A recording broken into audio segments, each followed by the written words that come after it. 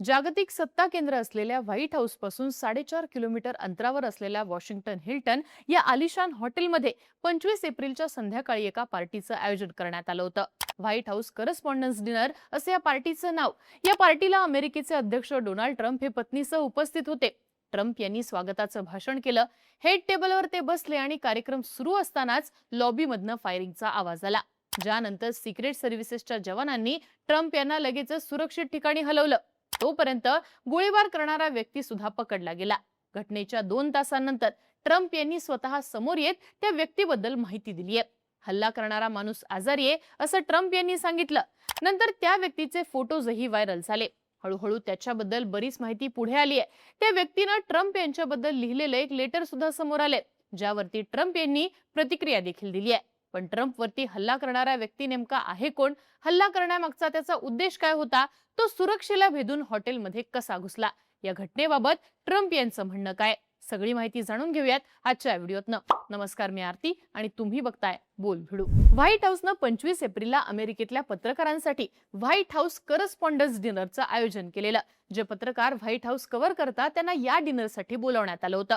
पत्रकारांशिवाय या पार्टीमध्ये अमेरिकेचे अध्यक्ष डोनाल्ड ट्रम्प, त्यांच्या पत्नी मेलेनिया ट्रम्प, उपराष्ट्रपती JD व्हान्स, परराष्ट्र मंत्री मार्की रुबियो, FBI डायरेक्टर काश पटेल, प्रेस सेक्रेटरी कॅरोलिन लिविट असे अनेक महत्त्वाच्या पदांवर असलेले लोक उपस्थित होते.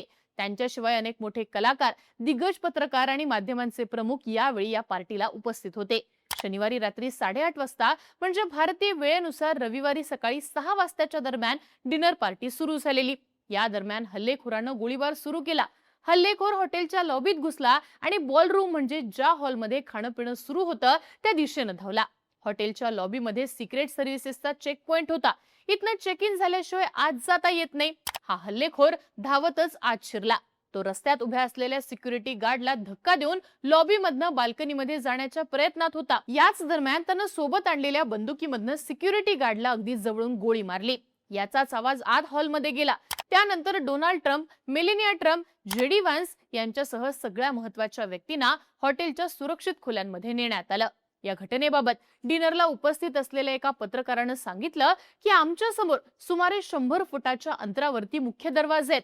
मी दरवाजाच्या दिशेला गोळीबाराचे आवाज ऐकले. ते ऑटोमॅटिक फायर सारखे वाटत होते. हल्ला करणाऱ्या व्यक्तीनं एंट्री गेटवर लावलेल्या मॅग्नोमीटर मधून जाण्याचा प्रयत्न केला, पण सिक्रेट सर्व्हिसनं त्याला पकडलं. या संदर्भात आलेल्या रिपोर्ट्सनुसार हल्लेखोराने एकूण 7 गोळ्या झाडल्या. यापैकी एक गोळी गार्डला लागली, पण गार्डनं बुलेट प्रूफ जॅकेट घातलेलं होतं, त्यामुळे त्याचा जीव वाचला. या दरम्यान सुरक्षा रक्षकांनी हल्ला करणाऱ्या व्यक्तीवरती झडप घालून त्याला जमिनीवरती पाडलं.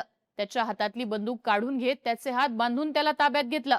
त्याच्या जवळ एक हँडगन, एक शॉटगन आणि अनेक चाकू देखील सापडलेत. या घटनेनंतर जवळपास पाऊण तासांनी डोनाल्ड ट्रम्प यांनी सोशल मीडियावर पोस्ट करत हल्ल्याची माहिती दिली. सोबतच हल्ला करणाऱ्याचे फोटोजही शेअर केले.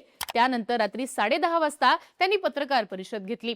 ट्रम्प यांनी सुरक्षा यंत्रणेचं कौतुक केलं. हा हल्ला लोकशाहीवरती झालेला हल्ला आहे असं ते म्हणाले. त्यांनी हल्ला करणाऱ्या व्यक्तीबद्दल बोलताना ठग, एव्हिल आणि व्हेरी सिक पर्सन असा उल्लेख केला. रात्री 11:30 वाजता या हल्लेखोराचं नाव समोर आले. असोसिएटेड प्रेसनं हल्ला करणाऱ्या व्यक्तीचं नाव कोल थॉमस ॲलन असं सांगितलंय. पण ही व्यक्ती नक्की आहे कोण आणि तिनं ट्रम्प यांच्यावरती हल्ला करण्याचा प्रयत्न का केला? तर 31 वर्ष थॉमस हा उच्च शिक्षित असून त्यानं 2017 मध्ये कॅलटेक मधून मेकॅनिकल इंजिनिअरिंग मध्ये पदवी मिळवली होती. तो कॅलिफोर्नियाच्या टोरेन्स या भागात राहायचा. त्यानं 2025 मध्ये कॅलिफोर्निया स्टेट युनिव्हर्सिटी मधून कम्प्युटर सायन्स मध्ये मास्टर्स पदवी पूर्ण केली आहे. कोल थॉमसनं नासाच्या जेट प्रोपल्शन लॅबोरेटरी मध्ये रिसर्च फेलो म्हणून काम केलंय. शिक्षण पूर्ण झाल्यानंतर त्यानं मेकॅनिकल इंजिनियर, सॉफ्टवेअर डेव्हलपर आणि शिक्षक म्हणूनही काम केलंय. थॉमस हा स्वतः एक कोडर होता. त्यानं स्वतःचा फोर्डम नावाचा स्ट्रीमिंग गेमही बनवलाय. तर फर्स्ट लॉ नावाच्या दुसऱ्या गेमवर त्याचं काम सुरू आहे. त्यानं अपंग व्यक्तींच्या व्हीलचेअरसाठी इमर्जन्सी ब्रेकिंग सिस्टम तयार केली आहे. शिवाय त्यानं आशियाई अमेरिकी सेव्हिक ट्रस्टच्या C2 एज्युकेशन या इन्स्टिट्यूटमध्ये शिक्षक म्हणूनही काम केलंय. त्याला 2024 मध्ये बेस्ट टीचर याचा अवॉर्डही मिळाला होता. तसंच त्यानं ऑक्टोबर 2024 मध्ये ट्रम्प यांच्या विरोधक असलेल्या कमला हॅरिस यांना अध्यक्षपदाच्या निवडणुकीसाठी $25 देणगी दिल्याचं सुद्धा समोर आलेलं आहे.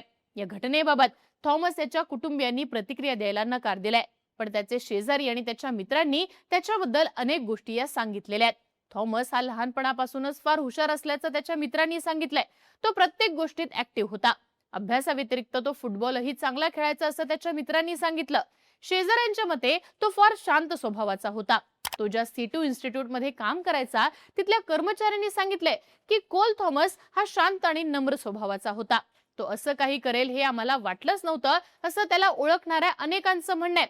मग थॉमस यानं हे पाऊल का उचललं? त्यानं डोनाल्ड ट्रम्प यांच्यावरती हल्ला का केला? तर या गोळीबाराच्या घटनेनंतर कोल थॉमस याने लिहिलेले एक पत्रही समोर आले. ही घटना घडण्यापूर्वी त्यानं हे पत्र त्याच्या कुटुंबियांना पाठवलं होतं. या पत्रात हल्ल्यामागच्या उद्देशासह अनेक बाबींचा उल्लेख आहे.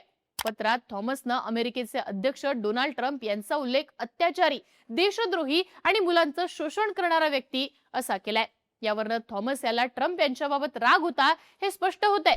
याबाबत बोलताना वॉशिंग्टन पोलिसांचे प्रमुख जेफ्री कॅरोल यांनी सांगितलं की हल्ला करणाऱ्याचा हेतू काय होता हे अद्याप कळालेलं नाहीये.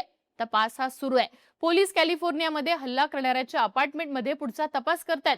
वॉशिंग्टन डीसीच्या महापौर मुरियल बाउझर यांनी असं सांगितलं की हल्ला करणाऱ्यावरती जवळच्या रुग्णालयात उपचार सुरू आहेत. आता थॉमस यानं लिहिलेल्या पत्रावरती जेव्हा डोनाल्ड ट्रम्प यांना प्रश्न विचारण्यात आला त्यावर त्यांनी जळजळीत अशी प्रतिक्रिया दिली आहे. या घटनेनंतर CBS न्यूजच्या एका इंटरव्ह्यू मध्ये त्यांना यावरती प्रश्न विचारण्यात आला होता. त्यावरती उत्तर देताना डोनाल्ड ट्रम्प चिडून म्हणाले की मी काही अत्याचारी नाहीये, मी कोणावरही अत्याचार केलेला नाहीये, मी मुलांचं शोषण केलेलं नाहीये. तुम्ही एका विकृत व्यक्तीची बडबड मला वाचून दाखवत आहात. ट्रम्प पुढे असंही म्हणाले की मी या आरोपातनं पूर्णपणे निर्दोष मुक्त झालेलो आहे. एप्स्टीन आणि तशाच लोकांबद्दल चर्चा करणारे तुमचेच मित्र आहेत. तुम्हाला स्वतःची लाज वाटली पाहिजे. अशा गोष्टींसाठी तुम्हीच खूप प्रसिद्ध आहात, अशी प्रतिक्रिया डोनाल्ड ट्रम्प यांनी दिली आहे. सध्या तरी FBI हल्लेखोर कोल थॉमस ॲलन बद्दल आणखी चौकशी करतेय.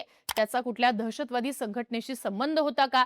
या हल्ल्यामध्ये त्याच्यासोबत आणखी कोणी सहभागी होतं का? त्यानं शस्त्रांची खरेदी कुठून केली? अशा अनेक गोष्टींचा तपास हा सुरू आहे.